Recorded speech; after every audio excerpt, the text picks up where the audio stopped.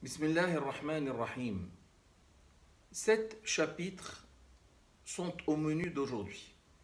Tous ont été révélés en période mécoise et débutent par des lettres entrecoupées.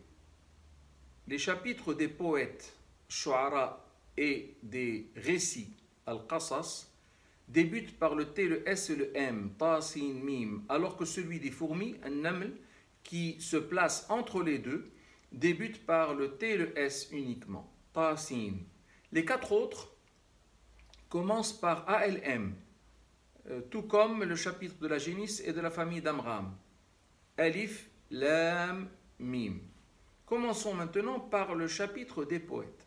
C'est le numéro 26, il compte 226 versets et nous rapporte les histoires des prophètes à l'image du chapitre des estrades et de celui de Houd, soutenant ainsi le caractère divin du Saint-Coran et l'authenticité de la mission du prophète Sidna Muhammad sallallahu alayhi wa sallam. Le chapitre des fourmis comporte quant à lui 95 versets. Il confirme que le Coran émane de Dieu et s'attelle à faire l'éloge du savoir et de ceux qui vont à sa quête.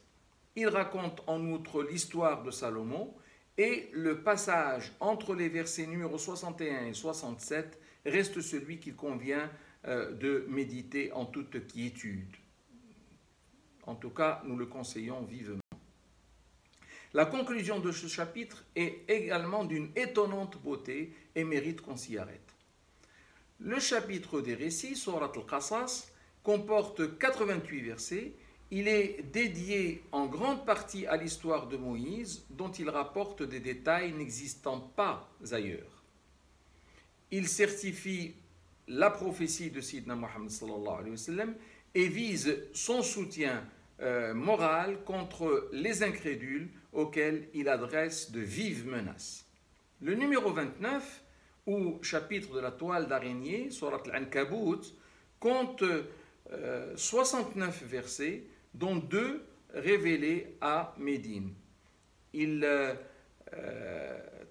traite de la réalité de la vie sur terre en affirmant qu'elle est faite d'épreuves que l'homme est appelé à affronter et il fait l'éloge de ceux qui passent ces épreuves avec succès.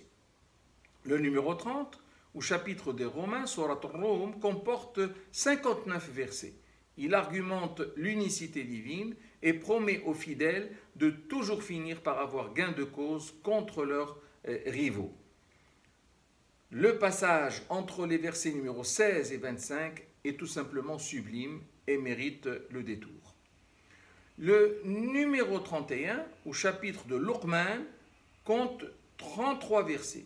Il appelle au suivi des enseignements coraniques et ces 2 derniers versets forment un appel aux hommes qu'il est bien utile de méditer et autour duquel il serait intéressant de réfléchir. Le numéro 32, enfin, ou chapitre de la prosternation, compte 30 versets. Il confirme l'authenticité du Coran et met vigoureusement en garde contre le dédain que l'on pourrait avoir à son égard. Fasse Seigneur que nous aimions ces 7 chapitres, fasse que nous aimions l'ensemble du Coran. Amen.